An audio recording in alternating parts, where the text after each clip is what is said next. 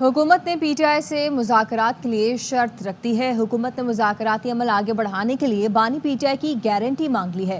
हुकूमती ज़राए का कहना है कि ज़मानत दी जाए कि मुज़ाकरात में जो भी तय पाया जाए बानी पीटीआई उसे तस्लीम करेंगे। इस पर तफसीलात क्या हैं जानते हैं जाहिद मशवानी से। जाहिद बताइएगा।